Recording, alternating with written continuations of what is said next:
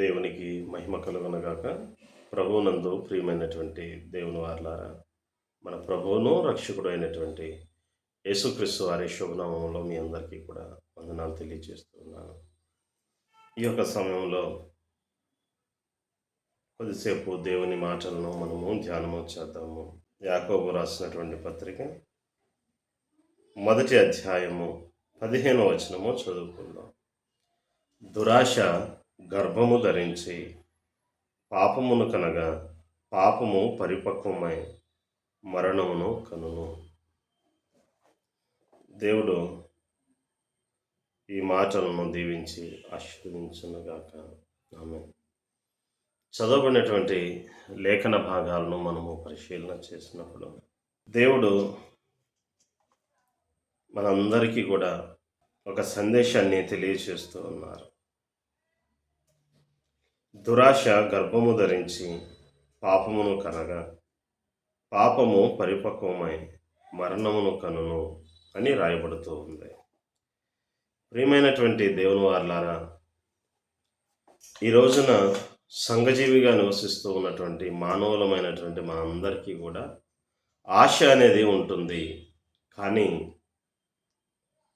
ఈ ఆశ మితిమీరినప్పుడు, దురాశ కలిగి జీవించినప్పుడు, దురాశ వలన అనేకమైనటువంటి ఇబ్బందులు, సమస్యలు మనము ఎదుర్కొంటున్నట్లు చూడగలం. ఈ దురాశల వలన ఇది ఒక్కో సందర్భంలో నిరాశకు కూడా దారితీస్తూ ఉన్నట్లుగా మనం చూడగలుగుతూ ఉన్నాం. ఎప్పుడైతే ఒక వ్యక్తిలో దురాశ కలుగుతుందో, ఆ దురాశ వలన కలిగేటటువంటిది ఏమొస్తుందంటే పాపము అనేది వస్తుంది. పాపము పెరిగి పెద్దదై పరిపక్వమై మరణమును కంటుంది అని రాయబడుతూ ఉంది. కాబట్టి దురాశ అనేటటువంటిది మంచిది కాదు. ఆశ కలిగి ఉండడంలో తప్పులేదు, కానీ దురాశ కలిగి జీవించడం వలన అనేకమైనటువంటి అనర్థాలు కలుగుతాయని దేవుని యొక్క లేఖనము సెలవిస్తూ ఉంది. నా ప్రియమైనటువంటి దేవుని వారలారా, ఈ యొక్క సృష్టిలో మనం గమనించినప్పుడు ఈ దురాశ వలనే ఈ నేటి ఈ ప్రపంచంలో పాపము విస్తరిస్తూ ఉన్నట్లుగా మనము చూడగలుగుతూ ఉన్నాం. కారణం ఏమిటి అంటే, దేవుడు దేవదూతలను సృజించిన తర్వాత దేవదూతల్లో ప్రధానమైనటువంటి దేవదూతగా లూసిఫర్ని నియమించినప్పుడు అతడు చూసినట్లయితే ఒక చక్కని రూపసి అయినటువంటి కెరూబు అయి ఉండి దేవుణ్ణి ఆరాధిస్తూ ఉండేవాడు, దేవుణ్ణి ఘనపరుస్తూ ఉండేవాడు.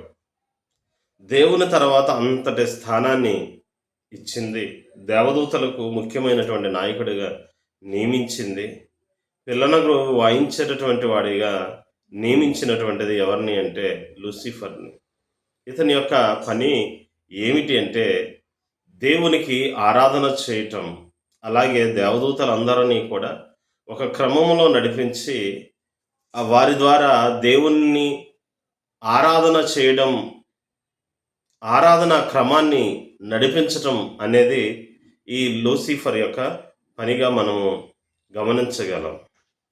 ప్రధానమైనటువంటి కెరూబుగా ఈ కెరూబుని, లూసిఫర్ అనేటటువంటి కెరూబుని నియమించినట్లుగా మనం చూడగలుగుతూ ఉన్నాం. కానీ లేఖనము సెలవించినట్లు నాశనమునకు ముందు గర్వము నడుచును అని రాయబడి ఉంది. కాబట్టి సాతాను తన యొక్క నాశనానికి ముందు, తన యొక్క పతనానికి ముందు ఏం చేశాడంటే తన మనసులో గర్వించాడు. ఏం గర్వించాడు అంటే, ఇది నేను ఒక్కడనే చేయగలను, ఈ ఆరాధన చేసే బాధ్యత నా ఒక్కడిదే, నేను తప్ప ఇంకా ఎవ్వరూ చేయలేరు అని గర్వించాడు తన హృదయంలో. నా ప్రియమైనటువంటి దేవుని వారలారా, కొన్ని సందర్భాల్లో మనం కూడా అనుకుంటాం, నేను తప్ప ఈ పని ఎవరూ చేయలేరు, నేను తప్ప ఇంక ఎవరు ఈ కార్యాన్ని చేయలేరు, ఎవరి వల్ల కూడా కాదు అని మనసులో వాళ్ళు ఏం చేస్తూ ఉంటారంటే గర్విస్తూ ఉంటారు. వెనకటికి ఒక సామెత, ముతక సామెత ఉన్నట్లు, ఒక ఆయన అన్నాడంట, నేను లేకపోతే నిన్నెవరు చేసుకునేవారు అని ఆమె అడిగాడంట. అప్పుడు ఆమె సమాధానం, ప్రపంచంలో నువ్వు ఒక్కడివే కాదు, చాలామంది ఉన్నారు, ప్రపంచమేమీ గొడ్డుపోలేదు అని చెప్పిందంట. కాబట్టి చాలామంది యొక్క దృష్టిలో ఏమనుకుంటారంటే, ఈ పనిని నేను మాత్రమే చేయగలను, నేను తప్ప ఇంకెవ్వరూ చేయలేరు అనేటటువంటి ఆలోచన ఎప్పుడైతే మొదలవుతుందో వారి నాశనం కూడా ఆటోమేటిక్గా స్టార్ట్ అవుతుంది. నేను అనేటటువంటి భావన కలిగి ఉండటం సరి అయినది కాదు. మనము ఈ పని మనందరం చేయగలుగుతాం, మనం చేశాము ఈ పనిని అని చెప్పటం వలన సమిష్టిగా పంచుకోవడం జరుగుతుంది, సమిష్టి బాధ్యత వహించడం జరుగుతుంది. కానీ నేను అనేది ఎప్పుడైతే ఆలోచన వస్తుందో, నేను అనేటటువంటి ఆలోచన కలిగినటువంటి సమయంలో గమనించినట్లయితే నాశనము కూడా ప్రారంభం అవుతుంది. కాబట్టి నేను అనేటటువంటి ఇగోయిజం, అహంభావము అనేది క్రైస్తవునికి తగినటువంటిది కాదు అని లేఖనము సెలవిస్తూ ఉంది. నా ప్రియమైనటువంటి దేవుని వారలారా, దేవుడు ప్రధానమైనటువంటి కెరూబుగా లూసిఫర్ని నియమించి దేవునికి ఆరాధన చేసేటటువంటి బాధ్యత మొత్తము కూడా లూసిఫర్ చేతిలో దేవుడు పెట్టినప్పుడు మొదట బాగానే ప్రవర్తించాడు. కానీ రాను రాను తనలో ఏ భావం పెరిగిందంటే గర్వభావం పెరిగింది. ఇది నేను మాత్రమే చేయగలను, ఇంకా ఎవరూ చేయలేరు, నేను మాత్రమే నాయకుడిగా ఉండి నడిపించగలను, ఇంకా ఎవరు ఈ నాయకత్వపు బాధ్యతలు చేయలేరు అని భావించాడు. మెల్లమెల్లగా ఆ గర్వము, ఆ అహంకారము వలన ఏం చేశాడు అంటే దేవుని యొక్క స్థానము మీద ఏం చేశాడంటే ఆశపడ్డాడు. దేవుని తర్వాత నేను ఉన్నాను, లేదు ఇప్పుడు దేవుని స్థానంలో నేనే ఉండాలి అని కోరుకున్నాడు. ఆశ ఉండటంలో తప్పు లేదు. దేవుడు ప్రధానమైన దూతగా నియమించినప్పుడు, ఒక ప్రధానమైనటువంటి కెరూబుగా ఉన్నప్పుడు ఆ స్థానంలో ఉండి చక్కగా ఆ పనులన్నీ కూడా నిర్వర్తిస్తూ, తనకు అప్పగించినటువంటి బాధ్యతను నిర్వర్తిస్తూ ఆ యొక్క పనిని జరిగించడంలో తప్పులేదు. ఒక ఉన్నత స్థితిలో ఉండాలనుకోవటం తప్పులేదు. కానీ తనని ఎవరైతే నియమించారో ఆ నియమించినటువంటి దేవుని స్థానంలోనే సాతాను ఉండాలని ఆశపడింది. అందుకే దేవుడు అతని యొక్క హృదయాన్ని గమనించాడు. అతని హృదయంలో ఉన్నటువంటి గర్వమును, అతని హృదయంలో ఉన్నటువంటి దురాశను దేవుడు గమనించి, దేవుడు ఏం చేశాడంటే అతన్ని పరలోకము నుంచి భూమి మీదకి తోసివేసినట్లుగా మనము గమనించగలుగుతూ ఉన్నాము. నా ప్రియమైనటువంటి దేవుని వారలారా, నేను అనేటటువంటి భావన రానంత కాలము మనము చాలా ఉన్నతమైనటువంటి స్థితికి ఎదుగుతాము. ఎప్పుడైతే నేను మాత్రమే, నేనే అనేటటువంటి భావం ఎప్పుడైతే మనలో మొదలవుతుందో అప్పుడు మన పతనము కూడా ప్రారంభమవుతుంది అనే విషయాన్ని మనందరము కూడా గమనించాలని మీ అందరికీ మనవి చేస్తూ ఉన్నాను. కాబట్టి క్రైస్తవునికి నేను అనేటటువంటి భావన కలిగి ఉండటం కానీ, దురాశ కలిగి ఉండటం కానీ ఇది సరి అయినది కాదు అని దేవుడు మాట్లాడుతూ ఉన్నారు. నా ప్రియమైనటువంటి దేవుని వాళ్ళారా, ఈ విషయాన్ని అర్థం చేసుకోవడానికి మీకు ఒక చిన్న కథను నేను చెప్పి ముందుకి కొనసాగుతాను. నా ప్రియమైనటువంటి వాళ్ళారా, ఒకానొక గ్రామంలో ఒక రైతు ఉన్నాడు. ఈ రైతు చూసినట్లయితే చాలా విస్తారమైనటువంటి పొలమును కలిగి ఉన్నాడు, విస్తారమైనటువంటి సంపదను కలిగి ఉన్నాడు. అయితే అతనికి అంత ఆస్తి ఉన్నప్పటికీ కూడా అతనికి తనకున్నటువంటి ఆస్తి వలన ఆశ సరిపోలేదు. ఇంకా ఎక్కువ కావాలి, ఇంకా ఎక్కువ సంపాదించాలి అనుకున్నాడు. ఎక్కువ సంపాదించాలి అనుకోవడంలో తప్పులేదు, ఇంకా ఎక్కువగా ఆస్తుల్ని కూడబెట్టాలి అని అనుకోవడంలో తప్పులేదు. కానీ తాను కష్టపడి తన కష్టార్జితం వలన సంపాదిస్తే తప్పులేదు. కానీ అతను ఏం చేస్తూ ఉన్నాడంటే తన ఇరుగు పొరుగు ఉన్నటువంటి పొలాల యొక్క యజమానుల యొక్క పొలములను ఏం చేస్తూ ఉన్నాడంటే ఆక్రమిస్తూ ఉన్నాడు. కొంచెం కొంచెము తన సరిహద్దులను ఏం చేస్తూ ఉన్నాడంటే విస్తరింప చేస్తూ ఉన్నాడు. అందుకే పరిశుద్ధ గ్రంథమైనటువంటి బైబిల్ ఏమని చెప్తూ ఉందంటే, ఏమని చెప్తూ ఉందంటే, నీవు సరిహద్దు రాళ్లను మార్చకూడదు, సరిహద్దు రాళ్లను నీవు తప్పుగా దాన్ని వేయకూడదు అని దేవుని వాక్యము సెలవిస్తూ ఉంది. నీ హద్దు ఎంతవరకు ఉందో అంతవరకు రాళ్ళు ఉండడంలో తప్పు లేదు, కానీ నీ సరిహద్దు రాళ్లను మార్చి ఇతరుల యొక్క స్థలాన్ని నువ్వు ఎప్పుడైతే ఆక్రమిద్దామని చూస్తావో అది మనుష్యులు నీ మీద గెలవలేకపోవచ్చు, మనుష్యులు నీ మీద పోరాడలేకపోవచ్చు, కానీ న్యాయమును తీర్చేటటువంటి దేవుడు, న్యాయాధిపతి అయినటువంటి దేవుడు ఉన్నాడు అనే విషయాన్ని నీవు మర్చిపోవద్దు. న్యాయాధిపతి అయినటువంటి దేవుడు చూస్తూ ఉన్నాడు, నిన్ను నన్ను గమనిస్తున్నాడు అనే విషయాన్ని మర్చిపోవద్దు. నా ప్రియమైనటువంటి దేవుని వాళ్ళారా, ఈ రైతు చూసినట్లయితే తన ఇరుగు పొరుగు ఉన్నటువంటి పొలాల అన్నిటినీ కూడా హద్దులను జరుపుకుంటూ వెళుతూ ఉన్నాడు. ప్రతి సంవత్సరము ఇదే రీతిలో హద్దులను జరుపుకుంటూ వెళ్ళి పొలాలన్నిటినీ కూడా ఇరుగు పొరుగున ఉన్న వారి పొలాలను ఆక్రమించుకుంటుంటే ఈ పెద్ద రైతుని ఏమీ చేయలేక ఇరుగు పొరుగు ఉన్నటువంటి రైతులందరూ కూడా ఎంతో బాధపడుతూ ఉన్నారు. ఒకసారి వీరందరూ కలిసి ఆ యొక్క గ్రామ అధికారి దగ్గరికి వెళ్ళి, అయ్యా, ఇదిగో ఫలానా రైతు మా యొక్క పొలములన్నిటినీ కూడా సరిహద్దులను మార్చివేసి ఆయన ఏం చేస్తూ ఉన్నాడంటే మా పొలములను కూడా ఆక్రమిస్తూ ఉన్నారు, దయచేసి మాకు న్యాయం చేయండి అని చెప్పి రైతులందరూ కూడా వెళ్ళి ఆ అధికారిని వేడుకున్నప్పుడు ఆ అధికారి చెప్తూ ఉన్నారు, నేను మీకు తప్పకుండా న్యాయం చేస్తాను, మీరు వెళ్ళండి అని చెప్పారంట. ఒక రోజున ఒకానొక సందర్భం వచ్చినటువంటి సమయంలో ఆ గ్రామ అధికారి ఆ యొక్క గ్రామంలో ఉన్నటువంటి ఆ మోతుబారి రైతు ఎవరైతే ఉన్నారో, పెద్ద రైతు ఎవరైతే ఉన్నారో అతన్ని పిలిచి చెప్తూ ఉన్నారంట, అయ్యా, ఇదిగో నీకు ఒక జెండా కర్ర ఇస్తున్నాను, ఇదిగో ఈ కర్రను పట్టుకో, ఈ కర్రను తీసుకొని నువ్వేం చేస్తావంటే నువ్వు ఇక్కడి నుంచి బయలుదేరి వెళ్ళు, ఎంత దూరమైనా పరిగెత్తు, నువ్వు ఎంత దూరం పరిగెత్తి నీ జెండాని అక్కడ గుచ్చి మరలా తిరిగి వస్తావో అక్కడ వరకు కూడా నీ పొలమే అవుతుంది, అది అంతా కూడా నీ స్వాధీనమే అవుతుంది, ఇదిగో ఈ కర్రను తీసుకో, ఈ జెండాని తీసుకో అని చెప్పి జెండాని అప్పగించి ఆ యొక్క అధికారి కూర్చున్నారు. అయితే ఈ రైతు చాలా పట్టరాని సంతోషం వచ్చింది. ఎందుకంటే ఎన్నాళ్ళకు నేను చాలా ఆస్తిని సంపాదించుకునే అవకాశం నాకు వచ్చింది అని చాలా ఆతురతతో, చాలా సంతోషంతో ఉన్నాడు. పరిగెత్తమంటారా అని చెప్పి అడుగుతూ ఉన్నాడంట.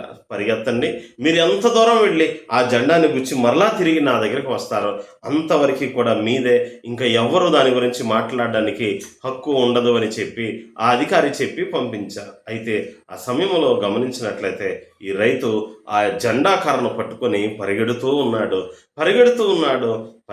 ఉన్న సమయంలో చూసినట్లయితే కొంత దూరం పరిగెత్తిన తర్వాత చెమటలు పడుతూ ఉన్నాయి, అలసట వస్తూ ఉంది, ఆయాసం వస్తూ ఉంది. కానీ ఆ వ్యక్తి ఆ ఆలోచన ఏంటంటే, ఆ వ్యక్తి మెదడులోని ఆలోచనలో ఏమిటి అంటే, అయ్యో, నేను ఇక్కడే ఆగిపోతే ఇంతవరకే నాకు ఉంటుంది, కాదు నాకు ఇంకా చాలా కావాలి అని చెప్పి ఆ వ్యక్తి చూసినట్లయితే ఆ జెండా కర్రను పట్టుకుని ఇంకా ముందుకి పరిగెడుతూనే ఉన్నాడు. అయితే నాలుకంతా కూడా పిడుచుకట్టుకుపోయింది, దాహం అవుతుంది, విపరీతమైనటువంటి దాహం అవుతుంది, గొంతు బాగా ఎండుకుపోయింది. ఆ సమయంలో అయ్యో, నేను ఇక్కడ ఆగి నీళ్లు తాగితే ఇక్కడి నుంచి మరలా నేను ఇంకా ఎక్కువ స్థలాన్ని పొందలేను అని చెప్పి ఆ వ్యక్తి మంచినీళ్లు తాగటము, దాహాన్ని తీర్చుకోవటం కూడా ఆపివేసి తనకున్నటువంటి దురాశ చేత ఏం చేశాడు అంటే ఇంకా ముందుకి పరిగెడుతూ ఉన్నాడు.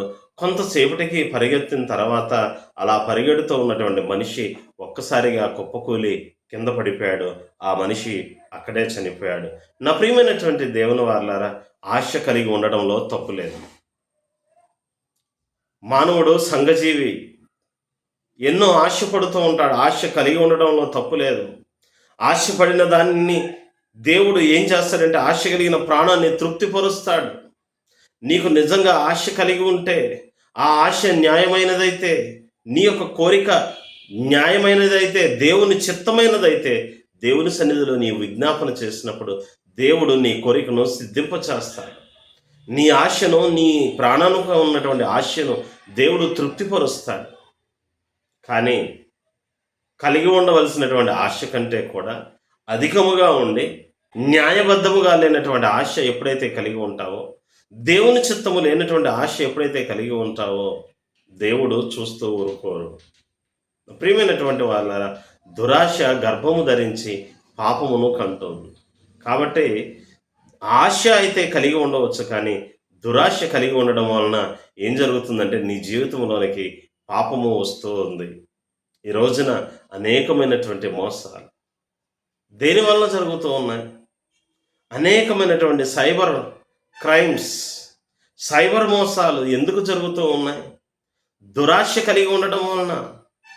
తక్కువ కాలంలో ఎక్కువ సంపాదించవచ్చు అనేటటువంటి ఆలోచన దురాశ వలన ఈ రోజున ఉన్నదంతా పోగొట్టుకొని, ఉన్నది కూడా పోగొట్టుకొని ఎలా మిగిలిపోతూ ఉన్నారంటే ఏం చేయాలో అర్థం కానటువంటి పరిస్థితుల్లో అప్పుల్లో కూరుకుపోయి చాలా వేదనాకరమైనటువంటి పరిస్థితుల్లో ఉంటూ ఉన్నట్లుగా మనం గమనించగలుగుతూ ఉన్నాం. ఒక సామెత ఏమిటంటే, దుప్పటి ఉన్నంత వరకే కాళ్ళు ముడుచుకో. దుప్పటి ఉన్నంత వరకు నీ కాళ్ళు ముడుచుకుంటే నీకు చలి పుట్టకుండా ఉంటుంది. దుప్పటి లేకపోయినా సరే బారున నేను కాళ్ళు చాపుకుంటానని నువ్వు చాపుకుంటే ఆ కాళ్ళకి ఏం పుడుతుందంటే చలి కలుగుతూ ఉంది. నా ప్రియమైనటువంటి దేవుని వారలారా, నీకు కలిగి ఉన్న దానిలో నువ్వు సంతృప్తిని కలిగి ఉండు. నువ్వు కలిగి ఉన్నటువంటి దానిలో ఆనందాన్ని కలిగి జీవించడం నేర్చుకో. నువ్వు అభివృద్ధి చెందుతావు. నీకు కలిగి ఉన్న దానిలో కొంత ఖర్చు చేసి కొంత దాచుకుంటూ అభివృద్ధి చెందు. దేవుడు నీ కష్టార్జితాన్ని ఆశీర్వదిస్తాడు. అంతేగాని నీకు లేని దానికోసం ఆశపడుతూ దురాశ కలిగి ఎప్పుడైతే నువ్వు జీవిస్తూ ఉంటావో దురాశ పాపమును కంటుంది. ఈ పాపము పరిపక్వమై పెద్దదై మరణమును కంటూ ఉంది. ఈ యొక్క రైతు చూసినట్లయితే తనకు కలిగి ఉన్నటువంటి ఆస్తి అంతటినీ కూడా జాగ్రత్తగా చూసుకుంటే చాలు, దానిలో వచ్చినటువంటి సమృద్ధి వలన ఆనందం పొందితే దానిలో ఉన్నదాన్ని అతను దాచుకొని పొదుపు చేసుకొని అభివృద్ధి చెందుతూ ఉన్నట్లయితే దేవుడు ఇంకా ఆశీర్వదించేవాడేమో. ఇంకా కొత్త పొలాలు కొనుక్కోవడానికి దేవుడు ఏం చేసేవాడంటే సహాయాన్ని చేసేవాడేమో. కానీ ఈ వ్యక్తి ఊరకనే తన ఇరుగు పొరుగున ఉన్నటువంటి వారి పొలాలను ఆక్రమించుకోవడానికి ప్రయత్నం చేసి ఏం చేశాడు అంటే చివరికి దాహం అవుతూ ఉన్నా కూడా దాహాన్ని తీర్చుకోవడానికి కూడా ఆగలేదు. కానీ ఎక్కడ ఆగిపోతే నా యొక్క స్థలం యొక్క పరిమితి ఎంతటితో ఆగిపోతుందో అనుకొని ఇంకా ఇంకా పరిగెడుతూనే ఉన్నాడు. చివరాఖరికి కుప్పకూలి పడిపోయి చనిపోయాడు. నా ప్రియమైనటువంటి వారలారా, అందుకే బైబిల్ ఇలా చెప్తూ ఉంది, ఒకడు లోకమునంతయు సంపాదించుకొని తన ప్రాణమును పోగొట్టుకుంటే వాని ప్రాణమునకు ఏమి ప్రయోజనము అని చెప్తుంది. ఈ లోకమన్నీ సంపాదించుకున్నావు, వెండి బంగారాలు సంపాదించావు, ఆస్తులు కూడబెట్టుకున్నావు, అంతస్తులు కట్టావు, కానీ నీ ప్రాణాన్ని పోగొట్టుకుంటే నీకేమి ప్రయోజనం? బ్రతికి ఉంటే బలుసాకైనా తినవచ్చు, కానీ నువ్వు ఎన్ని కోట్లు కూడబెట్టినా సరే, ఎంత ధనాన్ని నువ్వు మూట కట్టినా సరే, నీ ప్రాణాన్ని కాపాడుకోలేకపోతే, నీ ప్రాణమే లేకపోతే వీటన్నిటినీ ఎవరికిస్తావు? అందుకే ఒక పద్యము ఇలా చెప్పబడుతుంది, తేనెటీగ గుర్చి తిరువరికి ఇయ్యదా విశ్వదాభిరామ వినురవేమ అని చెప్పి. తేనెటీగ తాను తినదు, కానీ తేనెను పోగేసుకొచ్చి తేనె యొక్క పట్టులో పెడుతుంది, తేనె పట్టులో పెడుతూ ఉంది. ఆ తేనె పట్టులో పెట్టిన తర్వాత ఈ తేనెని ఎవరో ఒకరు తింటారే తప్పనిచ్చి ఆ తేనెటీగలు తినడానికి కుదరదు. అలాగే పిసినారి అయినటువంటి వాడు ధనమును కురుస్తాడు, తాను తినడు లెస్స దాచుగాక. ధనము కూడబెట్టి ధర్మంబు చేయక తాను తినక లెస్స దాచుగాక. తేనెటీగ గూర్చి తిరువరికి ఇయ్యదా విశ్వదాభిరామ వినరవేమ అని. కొంతమంది పిసినారిగా ఉండి ధనమును కూడబెడతారు. కూడబెట్టడం మంచిదే. నీకున్నటువంటి ధనము చేత నీవు సంతోషించాలి. నీవు సంపాదించినటువంటి సంపాదన చేత నీవు తృప్తి పొందాలి. దేవుడు మనిషికి ఇచ్చినటువంటి భాగ్యము అదే. కానీ నువ్వు ఎన్నో కోట్లు కూర్చోబెట్టి, ఎన్నో కోట్లు కూర్చుకొని, ఎంతో బంగారాన్ని, ఎంతో వెండిని, ఎన్నో ఆస్తులను సంపాదించుకున్నావు. కానీ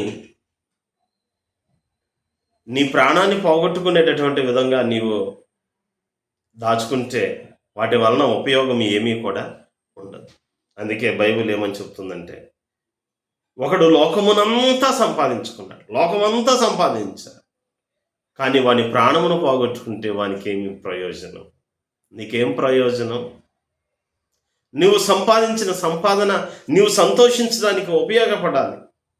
నీవు సంపాదించినటువంటి సంపాదన నలుగురికి ఆనందాన్ని ఇచ్చేటటువంటి విధంగా ఉండాలి. జాగ్రత్తగా గమనించండి.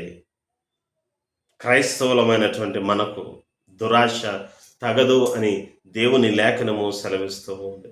అందుకే మొదటి శతాబ్దంలోని క్రైస్తవులు చూసినట్లయితే దేవుని రాకడకు సిద్ధపడటం కోసం ఏం చేశారంటే తమ ఆస్తులను అమ్మి వాటన్నిటిని తీసుకుని వచ్చి ఎక్కడ పెట్టారు అంటే అపోస్తలుల యొక్క పాదముల వద్ద పెట్టారు. మొదటి శతాబ్దంలో ఉన్నటువంటి క్రైస్తవులు చూసినట్లయితే దేవుని నమ్మిన తర్వాత ఈ లోకము శాశ్వతం కాదు, ఈ ధనము శాశ్వతం కాదు, మనము అక్షయమైనటువంటి ధనాన్ని మనము పరలోకములో కూర్చుకోవాలి. భూమి మీద నువ్వు సంపాదించే సంపాదనకి చిమ్మిట పడుతుంది, చెదలు పడుతుంది, దాన్ని ఎవరో ఒకరు దోచుకుంటారు. అందుకే దేవుడు ఏమని చెబుతున్నారంటే చిమ్మిట పట్టేటటువంటి ధనమును భూమి మీద కూర్చుకొనక ఎక్కడ కూర్చుకోవాలంటే పరలోకంలోని ధనాన్ని కూర్చుకోమని చెప్తాను. అక్కడ చిమ్మిట పట్టదు, చెదలు పట్టదు, ఆ ధనాన్ని ఎవరు దోచుకోరు. నీ ధనము నీకు అక్కడ రిజర్వ్ చేయబడుతుంది. నువ్వు ఏదైతే విశ్వాసము ద్వారా సంపాదించుకుంటావు, నువ్వు సంపాదించినటువంటి ధనమంతా కూడా విశ్వాసం అనేటటువంటి ధనము ద్వారా నువ్వు సంపాదించిన ఆస్తులన్నీ కూడా దేవుడు పరలోకంలో నీకు ఉంచుతాడు. బంగారములతో రత్నములతో కట్టబడినటువంటి ఇండ్లను దేవుడు నీ కోసం సిద్ధం చేసి అక్కడ ఉంచుతాడు. దానికి చెదలు పట్టదు, దాన్ని ఎవరు దోచుకుపోరు, ఎవరిది వారికి మాత్రమే ఉంటూ ఉంది. శ్రేష్టమైనవి అన్నీ పరలోకములో ఉంటాయి. నా ప్రియమైనటువంటి దేవుని వారలారా, ఈ లోకం కోసం ఆశపడకు. ఈ లోకంలో నువ్వు ఆశించేదంతా కూడా వ్యర్థమే. నువ్వు ఎంతో సంపాదిస్తావు, ఒక క్షణంలో దేవుడు ప్రాణాన్ని అడిగితే ఏం చేస్తావు? ధనవంతుడు అనుకుంటూ ఉన్నాడంట, నా ప్రాణమా తినుము, త్రాగుము, సుఖించుము, నీకేంటి తరతరాలు తిన్నా కానీ తరగనంత ఆస్తి నీ కోసం సంపాదించాను అనుకొని తన మనసులో అనుకుంటాడంట, నా ప్రాణమా ఎంజాయ్, తిను, తాగు అనుకుంటున్నాడు. కానీ దేవుడు ఆ వ్యక్తితో మాట్లాడుతున్నాడంట, వెరివాడ. ఏమన్నాడంట, అంత ఆస్తి సంపాదించినటువంటి ఆ వ్యక్తిని దేవుడు అంటూ ఉన్నటువంటి మాట ఏంటంటే, వెర్రివాడ, ఈ రాత్రి నీ ప్రాణం అడుగుతున్నా, నరులారా తిరిగి రండి అని ఒక్క పిలుపు పిలిస్తే సంపాదించిన సంపాదన, కోట్ల ఆస్తి ఏమైపోతుంది? వీటన్నిటినీ విడిచిపెట్టి వెళ్ళాలి. ఒక్క అణా పైసా కూడా మనతో పాటు తీసుకొని వెళ్ళలేము. మనం కట్టుకున్నటువంటి వస్త్రములు కూడా మనతో పాటు రావు. ఎందుకు నీ ప్రయాస? దేనికోసం ప్రయాసపడుతున్నావు? నీ ప్రాణానికి మించినటువంటి ప్రయాసను నువ్వు పడవద్దని దేవుడు మాట్లాడుతూ ఉన్నారు. నీకు కలిగి ఉన్న దాంతో సంతృప్తిగా ఉండు. దేవుడు సెలవిస్తూ ఉన్నటువంటి మాటను ఆలకించు. నీకు కలిగి ఉన్నదాన్ని గట్టిగా పట్టుకో, న్యాయముగా కష్టపడు, న్యాయముగా సంపాదించు, అన్యాయము చేయవద్దు, అన్యాయముగా లంచములు తీసుకొనవద్దు. లంచములు తీసుకొనవద్దని దేవుడు చెప్తూ ఉన్నాడు. వడ్డీకి ఇచ్చి వడ్డీలు సంపాదించి దాని మీద బ్రతుకుదాం అనుకుంటూ ఉన్నామేమో. దేవుని వాక్యం చెప్తుంది వడ్డీకి ఇవ్వకూడదు అని.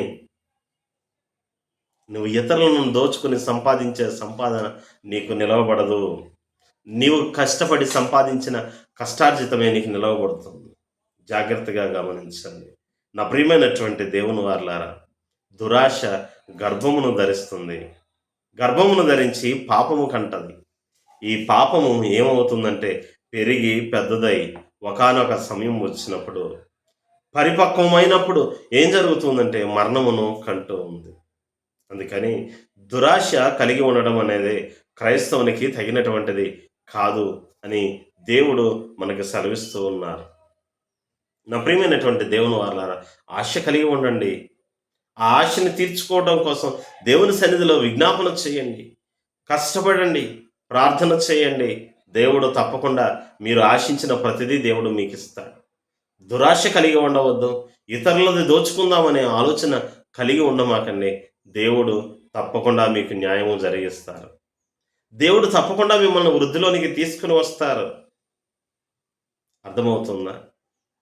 దేవుడు ఆశీర్వదిస్తేనే నీవు ధనవంతుడు అవుతావు తపనిచ్చి, నీ అంతట నువ్వు కష్టపడినట్లయితే అది ఏమీ కూడా నువ్వు కష్టపడడం వలన, నీ కష్టార్జితం వలన నీవు ధనవంతుడు ఎన్నడూ కాలేవు. యెహోవా ఆశీర్వాదము ఐశ్వర్యమిచ్చును అని లేఖనము సెలవిస్తూ ఉంది. దేవుడు నిన్ను ఆశీర్వదిస్తే, యెహోవా ఆశీర్వాదము వస్తే నువ్వేమవుతావంటే నువ్వు ఐశ్వర్యవంతుడివి అవుతావు. దేవుని ఆశీర్వాదం కొరకు దేవుని సన్నిధిలో విజ్ఞాపన చేయి. నా ప్రియమైనటువంటి దేవుని వారలారా, గమనించినట్లయితే, ఇక్కడ చూసినట్లయితే చాలా చక్కగా తెలియచేయబడుతుంది. దురాశ గర్భము ధరించి పాపమును కనును, పాపము పరిపక్వమై మరణమును కంటూ ఉంది. నా ప్రియమైనటువంటి దేవుని వారలారా, దురాశ కలిగి ఉన్నటువంటి లూసిఫర్ తన ఉన్నటువంటి స్థానాన్ని మర్చిపోయాడు. దేవుడు ఎంత గొప్ప స్థితిని ఇచ్చాడనే విషయాన్ని మర్చిపోయాడు. అంత గొప్ప స్థితిలో ఉండి దేవుణ్ణి ఆరాధిస్తూ అనేకుల చేత దేవుణ్ణి ఆరాధించేటటువంటి విధంగా నడిపించవలసినటువంటి వ్యక్తి, నాకేంటి, నేనంటే ఏంటనుకున్నావు అని చెప్పి అనుకున్నాడు. దేవుడు అతని అంతరంగాన్ని గమనించాడు. నీకు ఇది సరి అయిన స్థానము కాదు అని ఆ స్థానము నుంచి తోసివేసి ఎక్కడికి పడవేశాడంటే భూమి మీదకి పడవేశాడు. నా ప్రియమైనటువంటి దేవుని వారలారా, నీవు ఎంత ఎదిగినా ఒదిగి ఉంటే దేవుడు నిన్ను అంతకంతకీ కూడా ఆశీర్వదిస్తాడు, అంతకంతకీ నిన్ను గొప్ప చేస్తాడు. కానీ నీవు ఎప్పుడైతే నీకు కలిగిన స్థితిని బట్టి, నీకు కలిగిన ధనమును బట్టి, నీకు కలిగిన ఐశ్వర్యమును బట్టి నేనంటే ఏంటి అని అనుకుంటావో, ఆ రోజే నీ పతనానికి ప్రారంభం జరుగుతూ ఉంది. ఆలోచన చేయి. ఒకడు లోకమునంతయు సంపాదించుకొని తన ప్రాణమును పోగొట్టుకుంటే వాని ప్రాణమునకు ఏమి ప్రయోజనము అని లేఖనము సెలవిస్తూ ఉంది. లోకాన్ని సంపాదించుకోవడం కాదు, లోకాన్ని సంపాదించుకోవడం కాదు. మనము ఈ భూమి మీద నుంచి వెళ్ళిపోయేటప్పుడు మనల్ని మోసేటటువంటి 4 వ్యక్తులు కావాలి. అలాంటి వారిని సంపాదించుకోవాలి. అలాంటి మంచి పేరుని, కీర్తి ప్రతిష్టలని సంపాదించుకోవాలే తప్పనిచ్చి లోకమంతా సంపాదించో, కానీ లోకమంతా కూడా విరోధులుగా ఉంటే నీకేం ప్రయోజనం, ఏం ఉపయోగం ఉంటుంది? నువ్వు సంపాదించిన సంపాదన వలన సంతోషం ఉంటుందా, ఆనందం ఉంటుందా? ఆలోచన చేయి. కాబట్టి ఈ లోకాన్ని సంపాదించుకోవడానికి ప్రయత్నం చేయి మాకు. ఈ లోకంలో ఉన్నదాన్ని సంపాదించుకోవడానికి ప్రయత్నం చేయి మాకు. అక్షయమైనటువంటి ధనము పరలోకములో ఉంటుంది. అక్కడ చిమ్మిట పట్టదు, దాన్ని ఎవరూ దోచుకున్నారు. అలాంటి ధనాన్ని సంపాదించుకో. పరలోక రాజ్యంలో నీ ధనాన్ని సంపాదించుకోమని ప్రభువు చెప్పినటువంటి మాటల్ని జ్ఞాపకం ఉంచుకొని పరలోక రాజ్యంలో ధనాన్ని కూర్చుకోవటం ప్రారంభించు. విశ్వాసంతో నీ జీవితాన్ని, నీ ఆత్మీయ యాత్రను ప్రారంభించు. ఆటోమేటిక్గా అన్ని ఆశీర్వాదాలు వస్తాయి. పరలోకంలో నీకు కావలసినటువంటి అరేంజ్మెంట్స్ అన్నిటినీ కూడా దేవుడు చేస్తాడు. దురాశ మాత్రం కలిగి ఉండకు. ఈ మోతుబారి రైతు తన దురాశ వలన ఏం కోల్పోయాడు అంటే ప్రాణాన్ని పోగొట్టుకున్నాడు. ఇప్పుడు తనకున్న ఆస్తిని కూడా ఎవరు అనుభవిస్తారు? అతను దాన్ని అనుభవించలేడు కదా. తనకున్నటువంటి ఆస్తిలో కొంచెము భాగాన్ని కూడా తన వెంట తీసుకుని వెళ్ళలేదు కదా. ఆలోచన చేయండి. దురాశ కలిగి ఉండవద్దు అని ప్రభువు మాట్లాడుతున్నా. దురాశ ఎప్పుడైతే కలిగి ఉంటావో ఆటోమేటిక్గా నీ జీవితంలోకి పాపం వస్తుంది. పాపం వలన మరణం వస్తుంది అనే విషయాన్ని నువ్వు మర్చిపోవద్దు అని పరిశుద్ధాత్మ దేవుడు తెలియచేస్తూ ఉన్నాడు. నీ జీవితాన్ని జాగ్రత్త చేసుకో, నీ జీవితాన్ని భద్రం చేసుకో. దురాశ కలిగి ఉండక ఆశ కలిగి ఉండు. ఆశ కలిగిన ప్రాణాన్ని తృప్తిపరిచేటటువంటి దేవుడు ఉన్నాడు అనే విషయాన్ని గుర్తుపెట్టుకో. నీ ఆశని ప్రభువుతో చెప్పు. దేవుడు నీ ఆశను తప్పకుండా తీరుస్తాడు. దేవుడు ఆ రీతిగా మిమ్మల్ని అందరినీ కూడా ఆశీర్వదించాలని నా ప్రార్థన. ఈ మాటలు దేవుడు తన వినికిడిలో దీవించి ఆశీర్వదించును గాక. Amen, amen. మీ అందరికీ కూడా వందనాలు.